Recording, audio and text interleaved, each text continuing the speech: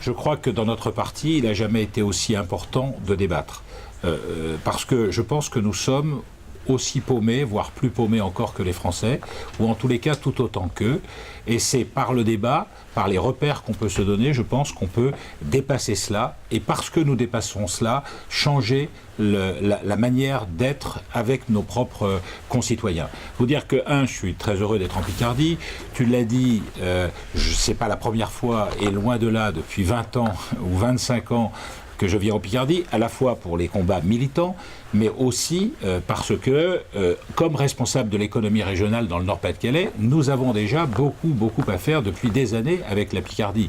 C'est vrai sur les transports, c'est vrai sur l'agriculture, c'est vrai sur l'artisanat, c'est vrai sur les technologies, c'est vrai sur le développement durable. Sur toutes ces questions-là, les Picards viennent dans notre région, nous venons dans cette région et on discute. C'est vrai que nous sommes dans un contexte un peu particulier, puisque le Parlement s'est prononcé pour la fusion de nos deux régions et que nous avons maintenant à la construire. Et c'est vrai que je me suis libéré parce que fortement engagé dans ma région sur les questions économiques, sur l'emploi, sur la recherche et sur la formation, je souhaite contribuer à la victoire de la gauche aux prochaines élections régionales et c'est la raison pour laquelle je me suis moi-même engagé pour libérer mon temps. D'abord, une précision. Les gens du Nord ont, depuis très longtemps, été partisans de cette fusion. Ça, c'est pour qu'on enlève de la tête ce qui est mal passé. Je vous le dis avec la sincérité qu'on doit entre des militants. Partisans de cette région, nous étions même partisans d'une plus grande région. Nous étions partisans de partir de Cherbourg pour aller jusqu'à Dunkerque, avec les deux Normandies, la Picardie et le Nord-Pas-de-Calais. Parce que c'était notre manière de dire, avec nos 10 millions d'habitants, on sera face au monde par la mer, avec le plus grand littoral côtier et portuaire du monde, et on sera face à l'Europe par la terre. Ça, c'était notre conception. Et puis, nous avons considéré que la période actuelle ne permettait pas d'aller avec succès dans cette grande région. Et nous avons confirmé notre adhésion à la fusion entre le Nord-Pas-de-Calais et la Picardie. Qu'avions-nous conclu avec Claude Gévert, avec le président de la République et avec le Premier ministre? Nous avions conclu qu'elle se déciderait maintenant, donc ça nous va très bien, mais qu'elle se mettrait en œuvre dans les 2 ou les 3 années qui suivent. Pourquoi? Pour donner du temps à la fusion, parce que ce ne sont pas des mécanismes faciles. Et donc nous avions dit cela, et puis bon, pour toute une série de raisons, on n'a pas donné suite et on a fusionné nos régions. Donc nous sommes maintenant ensemble, et c'est très bien. Et c'est très bien parce que nous avons des cultures communes, c'est très bien parce que nous avons beaucoup à faire ensemble. Ça, c'est pour que les choses soient claires dans la tête de chacun. La deuxième question, j'ai rencontré Christian Manable tout à l'heure et Claude Gévert, avec qui on a eu des discussions, on les connaît bien, on est amis, on a souvent discuté, mais où on a eu des discussions sur l'avenir de la région, qui étaient à la fois, mes camarades, très sereines, très ouvertes et très imprégnées par cette idée que nous devons tirer tout cela par le haut. Voilà, et que cela doit se vivre avec sérénité et avec tranquillité. Et je voulais le dire parce que j'ai éprouvé beaucoup de plaisir à être avec eux dans l'après-midi et à échanger sur ce qu'est l'avenir de la région. Troisième question, il n'y aura pas de région Nord-Pas-de-Calais-Picardie avec un dominant et un dominé. Un dominant et un dominé. Pour moi, c'est hors de question. Il n'en est pas question une fraction de seconde. Il n'y aura de région Nord-Pas-de-Calais-Picardie que si le Nord-Pas-de-Calais et la Picardie non seulement préservent leurs identités, mais sont leaders ensemble de cette grande région au cœur de l'Europe du Nord. Et c'est ça que nous avons à construire. Et c'est comme ça que ça va se produire. Voilà, ça je voulais vous le dire pour que les choses soient tout à fait claires. Alors, s'agissant du thème de la rencontre, oui, je suis inquiet comme vous de la situation et c'est la raison pour laquelle j'ai considéré qu'il fallait s'engager très vite. Oui, je suis d'accord, je ne fais pas partie des instances nationales pour que le vote des militants sur la tête de liste régionale ait lieu le 5 février. Certains diront, mais c'est trop tôt. Mais trop tôt pour quoi faire ? Trop tôt pour ne pas aller voir nos concitoyens dans une forme différente, en associant de manière plus massive l'ensemble de nos militants et de nos concitoyens à une démarche qui est fondatrice et qui est nouvelle. Non, c'est évidemment le moment de le faire. Et trop tôt, pourquoi ? Pour faire naître des dissensions, des divisions, des petites musiques, parce que c'est légitime. que chacun dise je veux exister dans une discussion de cette nature. Mais pour faire quoi? Pour se retrouver en juin, vacances, en septembre, avant décembre, et en 3 mois, aller discuter avec les partis de gauche et puis essayer de trouver un langage crédible avec nos concitoyens? Impossible. Alors moi, je ne suis pas dans les instances nationales, mais j'approuve le fait que le Bureau national, il y a 3 jours, ait décidé de faire cette élection le 5 février. Donc c'est rapide, et ça veut dire qu'on va être en ordre de marche le 5 février. Qui que ce soit, on sera en ordre de marche le 5 février. Car je pense qu'il n'y a pas une minute à attendre. Pour les raisons qui ont été dites tout à l'heure. Je ne le prononcerai qu'une fois, mais une fois il faut l'entendre. Le Front National a réussi quelque chose qui n'est pas acceptable, mais qui est une réalité, c'est à faire croire dans la tête des gens que c'était un parti républicain. Et en plus, à faire croire que ce n'est pas un épouvantail, mais une alternative. Nous devons lutter de toutes nos forces contre ça. Pour ça, il faut retrouver un langage avec les gens. Et pas du tout pour leur dire, vous avez mal voté, vous nous avez mal compris, on va vous expliquer qu'on est des génies des temps modernes et que vous avez eu tort de ne pas voter pour nous. Et on va vous dire pourquoi. Non, pas du tout. Il faut simplement faire en sorte que nos concitoyens puissent reparler. Vous savez, je le disais à plusieurs reprises à mes amis qui m'entourent, une phrase qui me marque, parce qu'elle m'a marqué toute ma vie, donc je vous la sers, parce que moi ça fait 40 ans que je la prononce dans ma tête, c'est celle de Péguy, Charles Péguy, qui était un grand poète. Et qu'est-ce qu'il écrivait à un moment donné, entre guillemets, Péguy? Il disait, les gens qui se taisent, seule la parole qui compte. Alors réfléchissons 2 minutes. Les gens, ils se taisent et ils se terrent. Parfois même, ils ouvrent la porte aux militants, et puis on ressort et on dit « Ah, bel accueil hein, dans le porte-à-porte. Hein. On a tous vécu ça. » Mais ils referment vite la porte parce qu'ils ne veulent plus nous voir. Donc les gens qui se taisent, seule la parole qui compte. Eh bien notre enjeu, c'est de leur redonner la parole. Et de le faire avec force, en se mobilisant par dizaines, par centaines, par milliers, et en acceptant qu'on reparte de ce qu'ils disent et pas qu'ils repartent de nos discours. J'ai fait une réunion l'autre jour à Denain, il y avait 200 personnes. On les a mis, les gens de cette cité, autour de table. Ils étaient 10 autour de chaque table. Puis moi, je leur ai mis 3 mots. République, entreprise et vous les citoyens. Et je leur dis, pendant 10 minutes, je vous propose que vous discutiez de ce que vous avez envie de discuter. 10 minutes. Puis au bout de 10 minutes, top, est-ce que vous avez choisi? Vous avez des pastilles? À 3, vous mettez la pastille sur le mot que vous voulez traiter. 1, 2, 3. Et ils ont choisi le thème. Et puis je dis, je vous propose que pendant 50 minutes, vous parliez de ce thème. Et là, les 2 fois, vous avez les 10 personnes qui se penchent au milieu de la table et qui commencent à discuter. Faites le tour des tables, ils parlent tous. Alors vous vous reportez à nos réunions. Là, les chaises, l'estrade, 1 discours, 2 discours, 3 discours. On prend les questions. Qui a des questions? 1, 2, 3. On fait une réponse et on se casse. Ça, c'est fini. Mais en revanche, on a fait ça. Au bout de 50 minutes, les gens se sont exprimés. Il y avait des mots-clés à chaque table. 1 mot. Moi, j'ai fait un discours de 10 minutes. Puis après, on a pris un pot d'1h30. Et qu'est-ce qu'on dit les gens? Eh, on va refaire ça à parler? Ben oui, on va refaire ça à parler. Et puis, on va s'associer pour parler. Ben, il va falloir qu'on prenne cette méthode et qu'on y aille comme ça. Alors, au milieu de ça, il y a l'angoisse des gens. Et comment ne serait-il pas angoissé? Est-ce qu'il y a un cap à notre pays? Non, je le dis pas assez. On est entre nous, là. Mais il faut quand même avoir le courage de se le dire. Vers quoi on va? Vous le savez? Moi, je sais pas. Vers quelle politique économique on va? Vous le savez? Moi, je sais pas. Vers quelle stratégie pour l'emploi? Vous le savez? Moi, je sais pas. En tous les cas, je ne le sais pas assez bien. En tous les cas, les Français, eux, ils doutent que c'est pour eux, parce qu'ils ne voient que ce qui est négatif. Est-ce que notre gouvernement fait tout mal? J'ai pas dit ça. Est-ce qu'il a raison sur certains points? Sûrement. Est-ce que peut-être il aura raison dans quelques années? Peut-être. Mais en attendant, les gens souffrent et ils ne comprennent pas pourquoi ils souffrent. Et je le disais une fois, j'ai eu le privilège, quand j'étais jeune élu, il y a 28 ans, adjoint au maire de Pierre-Mauroy, d'aller à la fermeture de la dernière mine à Liévin, dans notre région, dans le Pas-de-Calais. Il y avait Mitterrand, et puis, parce que j'étais dans l'équipe de Mauroy, j'ai eu le privilège de déjeuner avec Mitterrand et 10 mineurs et quelques élus dans Pierre-Mauroy. Et puis à un moment donné, Mitterrand était, comme vous le connaissez, c'est-à-dire, il rend intelligent, quoi. Et puis il ouvre le débat, et puis il dit à un mineur, après avoir beaucoup échangé, mais c'est quoi l'impression que vous avez quand vous descendez au fond? Et vous savez ce qu'a dit le mineur on était au déjeuner, hein, c'était midi, il avait gardé le casque avec la lampe dessus. Ouais, avec la tête burinée. Et qu'est-ce que dit le mineur?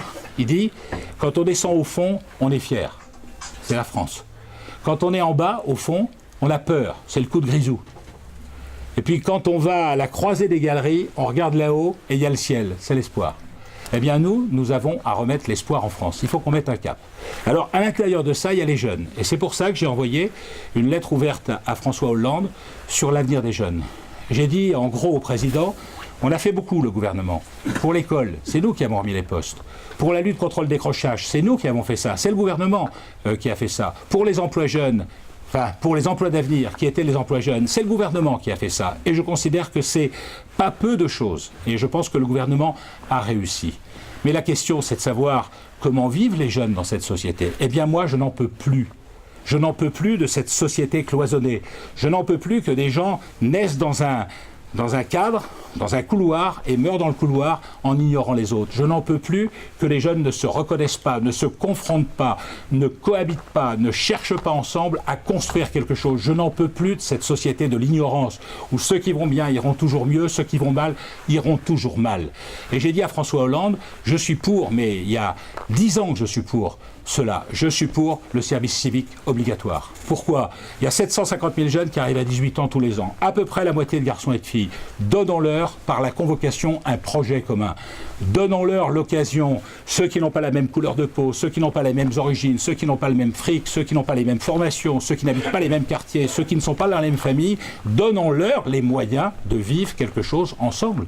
C'est comme ça qu'on passe à l'âge adulte. C'est comme ça qu'on passe à l'âge adulte. Et j'ai proposé ça à François Hollande. Je lui ai dit aussi que, et dans notre région, on a beaucoup d'expériences dans ce domaine, qui vont de l'école maternelle à l'université sur l'entrepreneuriat, l'esprit d'initiative, la création d'un certain nombre d'objectifs communs. Proposons cela. Il m'a répondu dans l'émission de télé, en partie à la fin de son émission de télé, mais il a ouvert le jeu et je lui sais gré d'avoir accepté que nous nous engagions dans cette dynamique. Mais je crois qu'il faut aller beaucoup plus vite et beaucoup plus loin et je propose à la Picardie de prendre ce chemin. Parce que si vous êtes en avance sur beaucoup de choses, vous êtes en retard sur ce point, de mon point de vue, c'est l'avenir et l'emploi des jeunes. Dans notre région, nous avons créé le circuit court. Le circuit court, admettons que toi tu es jeune, toi et moi je suis chef d'entreprise parce que je suis vieux, toi tu es jeune. Et bien le circuit court, c'est notre lien à tous les deux. C'est-à-dire notre capacité à parler tous les deux. Tu as envie de faire des choses, tu as forcément envie de faire des choses. Travailler, oui, mais travailler c'est pas un métier, c'est un moyen. Mais tu as envie de faire quelque chose, qu'est-ce que tu as au fond des tripes? Créer le dialogue pour qu'on puisse faire naître ce qui est important pour un jeune. Et bien dans notre région, nous avons créé ce circuit court entre 550 chefs d'entreprise sur des plateformes ressources humaines de toute la région et ces jeunes.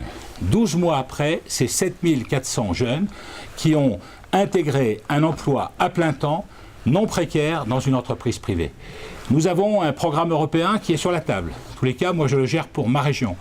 Et je pense que la Picardie doit s'engager dans cette voie. C'est l'initiative pour l'emploi des jeunes. C'est quoi? C'est une subvention européenne. Pour notre région, c'est 118 millions d'euros pour 2 ans, avec un seul objectif, conduire à l'emploi le plus grand nombre possible de jeunes, qu'ils soient très diplômés ou pas du tout diplômés. Et la question nous est posée, est-ce que nous le faisons ? Et je pense qu'une des manières d'aller rediscuter avec les familles, c'est de créer les conditions pour que nous parlions des enfants, que nous parlions des jeunes, que nous parlions de leur avenir. Mais en même temps, c'est de mobiliser tous ceux, seniors y compris, qui eux-mêmes peuvent être dans la détresse parce qu'ils ne sont pas arrivés à la retraite et qu'ils ne sont pas au travail, pour que dans ce grand mouvement, ils soient aspirés par cette volonté-là. Donc, nous avons créé dans notre région, nous sommes en train de le mettre en place, 3000 ambassadeurs pour l'emploi qui vont partout dans les quartiers, parler à longueur de journée. Emploi, emploi, emploi, et rabattre tout le monde, les jeunes et les moins jeunes, vers les lieux qui vont les accompagner vers l'emploi. Recréer l'espoir, mettre le trou de lumière, c'est ça. Et parler avec les gens, c'est de faire en sorte que les familles comprennent que quand on s'occupe d'un jeune, eh bien, on s'en occupe parce qu'il y a une volonté politique, parce qu'il y a une volonté des élus, parce qu'il y a une volonté des entrepreneurs économiques. Or, qu'est-ce qui se passe aujourd'hui? On aide un jeune et puis les familles disent « mais vraiment les élus foutent rien ». Ils ne se servent, d'ailleurs on voit la télé, Il y a des voyous, il y en a en politique comme il y en a dans l'entreprise. Mais ce n'est pas majorité par rapport aux 800 000 élus locaux. Je ne veux pas défendre les élus locaux parce que je le suis. Simplement parce que je porte témoignage, droite-gauche confondus. L'immense totalité des élus sont des gens honnêtes. Et ce n'est pas des gens qui vont se payer sur la bête. C'est pas des gens... Mais on a l'impression qu'ils foutent rien parce qu'il y a une ambiance nationale qui amène à cela. Eh bien moi je pense qu'il faut rompre avec ça. Il faut être très concret. Et je pense que nous avons beaucoup à faire dans notre région, grande région, Nord-Pas-de-Calais, Picardie pour ça. Puis dernier mot, pour vous laisser parler. Je veux dire que nous sommes la carte de tous les espoirs. J'en ai assez de cette France qui tire tout vers le bas. Il faut tirer vers le haut. Il faut être Canadien dans notre démarche. Vous savez, les Canadiens, j'étais cet été, je regardais les informations. On avait les mêmes que les informations françaises. C'était Gaza, avec la tuerie sur la bande de Gaza. C'était la Syrie, c'était la Libye, c'était la crise économique et sociale. Allez au Canada et vous verrez que toutes les informations se terminent par quelque chose qui tire vers le haut. Voilà. On tire vers le haut. On essaie de trouver l'argument qui va nous permettre de réagir. Par exemple, on ne parle pas des décrochages du système scolaire, on parle des raccrochages. Et il y a plus qu'une nuance. Les décrocheurs, il y a une forme de culpabilité. Tu as décroché, donc tu es coupable. Non, le raccrochage, ben oui. Un épisode qui est difficile, eh bien on se raccroche. Et puis on essaie de passer à quelque chose. Et bien dernier point, notre région est la plus stratégique de l'Europe du Nord. Prenez la carte de la région Nord-Pas-de-Calais-Picardie, et vous verrez, c'est une carte de la NASA microélectronique, je peux vous l'envoyer, là, je vous donnerai le lien tout à l'heure si vous le voulez. Vous verrez une énorme tache de couleur autour de notre région, il y a 80 millions de personnes. Une plus petite tache de couleur, toute petite, c'est Paris. Puis à gauche de Paris, c'est Madrid, petite tache. Puis à droite de notre région, c'est Moscou. Et puis en bas de notre France, c'est Milan. Eh bien, les deux points centraux du développement économique de l'Europe, c'est notre région et c'est Milan. Est-ce que nous serons à la hauteur de nos responsabilités? C'est tout ce que nous avons décidé aujourd'hui et dans les jours qui précèdent avec la Picardie pour jouer notre développement économique. Parce que derrière, c'est de l'excellence, c'est des emplois. Donc les jeunes, le développement économique, la recherche et l'innovation et le dialogue avec nos concitoyens en acceptant de se dépouiller. Non, on n'a pas eu raison. Ils ne nous ont pas compris, non pas parce qu'on a mal communiqué, mais parce qu'on ne s'est pas fait comprendre. Ça ne veut pas dire qu'on a été des nazes, ça ne veut pas dire qu'on a forcément mal fait les choses, ça veut dire qu'on n'a pas été au bout des choses, ça veut dire qu'il faut reprendre notre copie et prendre du temps pour aller voir chacun et redonner de la force à sa parole. Le Secours populaire dans notre région est en train d'envoyer aux 214 000 personnes du Secours populaire de la région des cahiers. C'est des cahiers simples, j'aurais dû le prendre. Un petit cahier, il y a quelques mots-clés, et puis je vis où? J'ai quelque chose à dire. Je pense quoi? J'ai quelque chose à dire. Je souffre comment? J'ai quelque chose à dire. Je suis heureux comment? J'ai quelque chose à dire. J'ai envie d'être avec les autres, j'ai quelque chose à dire. Là, ils vont l'écrire. Et nous, avec des groupes d'élus, avec des groupes de militants, on ne va pas aller faire des discours. On va se réunir comme ce soir, mais en rond, et puis avec les familles, là où elles ont l'habitude d'être, et on va repartir uniquement de ce qu'ils ont écrit. À ce moment-là, on commencera à remettre devant leurs paroles. Et à ce moment-là, eh bien, celle dont je n'ai parlé qu'une fois, on va l'oublier. Parce que celle-là, elle ne se nourrit que de l'exclusion. Elle ne se nourrit que de la différence. Elle ne se nourrit que de la stigmatisation de celui qui est différent. Il est chômeur, donc il nous empêche de vivre. Il est étranger, donc il nous empêche de vivre. Et ça, je ne peux plus, vous ne pouvez plus, et la population ne peut plus le supporter. Est-ce qu'on doit les condamner? Ont-ils le choix, dans leur détresse, de faire le choix de ce qui pourrait être ce qu'on n'a jamais essayé? Non, il faut leur dire que ce choix-là est un choix de perdition. Mais ça ne suffit pas d'avoir le langage politique, il faut aller parler avec eux.